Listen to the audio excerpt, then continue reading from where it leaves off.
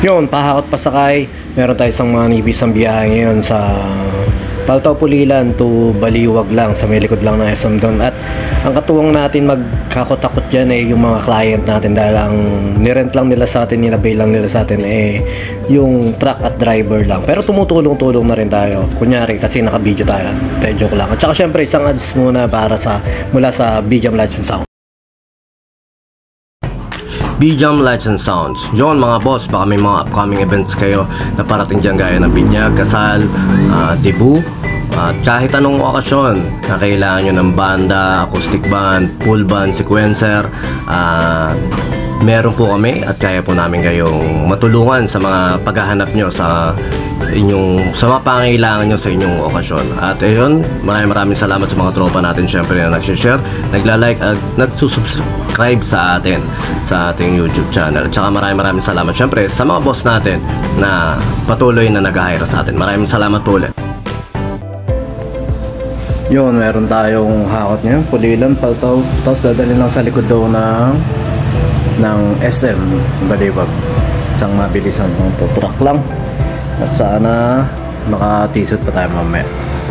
Yun, solo flight nga tayo. Solo flight tayo mag-isa. Syempre wala tayong kasama. At dyan papunta tayo sa Paltaw. Medyo makulimlim nga kung kailan ka ako maghahakot. At saka pa bumuhos ang ulan, at bubuhos pa lang ang ulan yan nung pagkatapos na. Buti nakapagkarga na kami ng gamit, at buti hindi masisyalan sila, mabait kausap. At parang nakikita ko na rin si ma'am doon sa mga event, parang sila yung mga makeup artist na mga debut, kasal na nakakasabay namin. At tayo nga, na-confirm ko siya nung nakakwento ko isang kasama nila na dati nga daw ganun. Kaso ngayon mayaman na daw si ma'am, kaya hindi na raw nagaganyan. At yan, isang mabilisan na nga din yun, kasi nga hindi ko na na-videoan yung masyadong pagpapanik nila ng gamit, kasi nga medyo nagmamadali kami dahil iskinita. May mga dumadaan na syempre dadaan papunta rin sa kung saan man sila pupunta. At yan, nakabiyahe na kami, nandiyan na kami sa MacArthur ba tawag dyan, basta dyan sa may papunta na tayong Baliwag yan. At yan, may pamakinabang na tayo dyan, isang mabilisan lang din yan. At saka yan na nga, bumuhos na ang ulan, wala pa rin, di ko pa rin napapagawa yung wiper natin, kaya ganyan pa rin ang ating salamin, kaya medyo tsaga-tsaga, tigis-tigis muna, sanayan lang yan. Pero syempre susunod na natin yan. At ito na tayo sa papunta sa Pagala. Yun, natandaan ko na yung lugar, Pagala Baliwag. At yung Pagala Baliwag na yan, syempre shoutout sa classmate natin si Dante Cruz. Yan, sa pinakamaganda kong classmate nung high school.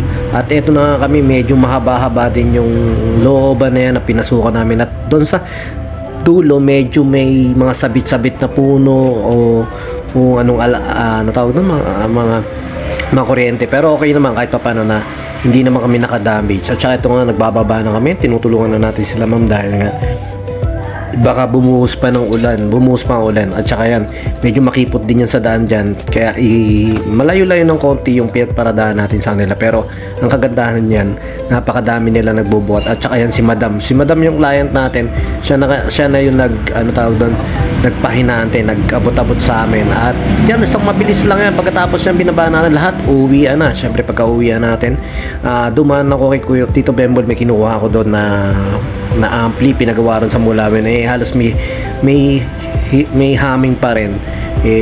Try ko ibalik ulit. At eto, nandito tayo sa tuloy. Bumili akong puto bumbong kanina, at yung puto bumbong solid din, pero syempre iba pa rin ang puto bumbong. Hindi pala puto bumbong yun, ang bibingka ng mga taga Baliwag. Puntahan nyo yun sa park ng Baliwag, napaka-solid ang bibingka ron. Yung kain tayong bibingka. Awi lang natin. Nakakuha tayo na isang biyaheng manipisan lang. Yun lang, maraming salamat sa mga nagpapahakot dyan. Thank you po. Panalo rin yung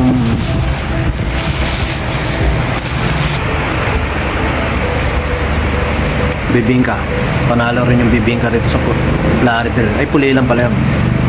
May tapat ng hospital. Ayan.